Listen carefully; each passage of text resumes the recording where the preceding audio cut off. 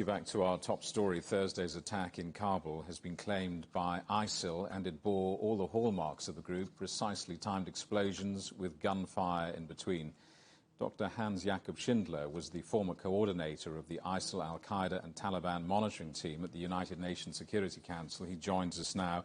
Welcome. First of all, I wonder, could yesterday's bomb attack have been prevented?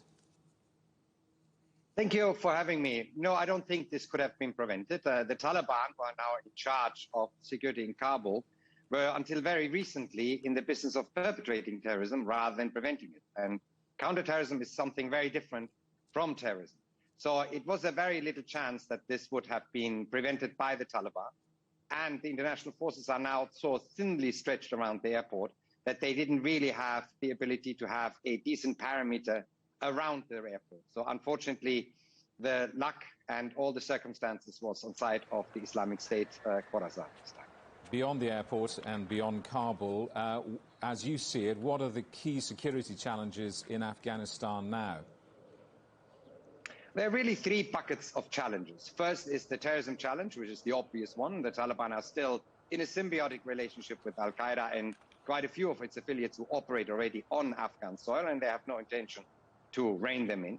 Secondly, the second bucket is, of course, a humanitarian crisis, which is brewing in the country. The banks have been closed for several weeks now. People are running out of money and food. And the third challenge is a medium-term challenge. There is going to be a rather sizable wave of Afghan refugees that is going to start walking towards Europe. So these three buckets, all of which need attention quite immediately from European authorities right now. The Taliban is clearly militarily competent. I wonder, what are your expectations of the Taliban's ability to govern Afghanistan? Well, that remains to be seen. In the last 20 years, they had very little appetite to govern, even in provinces and districts that they held for a very long time. And their only emphasis was on military and security and providing justice. Roads, power lines, schools, even hospitals were still built by the money from the Kabul government, and they allowed the Kabul government to send their inspectors, even for schools, into their districts. So they haven't really governed, they ruled by force. It remains to be seen if they are even able or willing to govern this country once they are now fully in charge. Speaking with your old hat on, the United Nations has, of course, been dealing with the Taliban as a terror group only a matter of days ago. Now, perhaps they will end up running the country in some shape or form. I wonder how easily will the international community find it to make that transition and deal with them politically and economically? Well, the international community dealt with the Taliban already when they were running the country in the 90s. And that's why there is a still existing United Nations sanctions regime against the Taliban, the 1988 sanctions regime. Now we have to be very careful not to buy into too fast into rather conciliatory statements that are very broad by the Taliban. Women are allowed to work but should stay home for their own security. Human rights will be respected in the framework of Sharia. Journalists can work in the framework of the Sharia. All of this needs to be further elaborated by the Taliban to see whether they are a responsible actor in Afghanistan or whether they are still the same group that left power in 2001. When President Biden vows to hunt down the perpetrators of the Kabul airport bombing, what does that mean? How do you see that unfolding?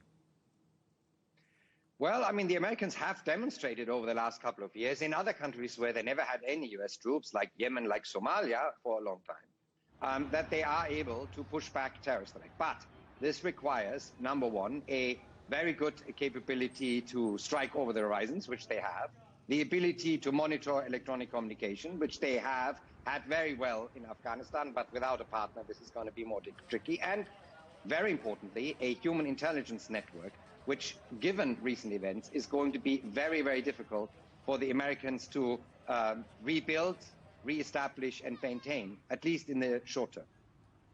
What impact do you foresee for security in Europe and beyond? Well, there's a dual impact. On the one hand, we now have a country again where Al-Qaeda and the Islamic State are present, and the Taliban have demonstrated very little willingness to rein those in. This is a strategic danger, and already now in Germany, there is a cell of Tajik perpetrators who had been, in a classic 9/11 style, instructed from Afghanistan, trained in Afghanistan to perpetrate attacks here in Germany, and they were arrested last year. So, this situation is going to continue. The second real problem is going to be to ensure that Afghanistan doesn't get the same draw that it had in the 90s and that Syria and Iraq had a couple of years ago, and attracts foreign terrorist fighters from all over the world who then come and train in Afghanistan with al-Qaeda.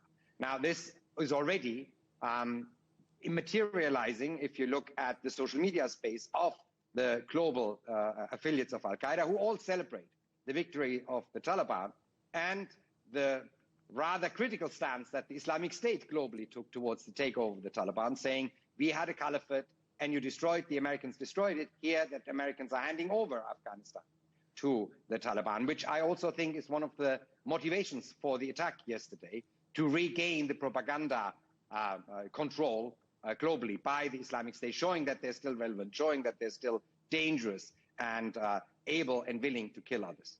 Dr. Hans-Jakob Schindler in Berlin, thank you very much.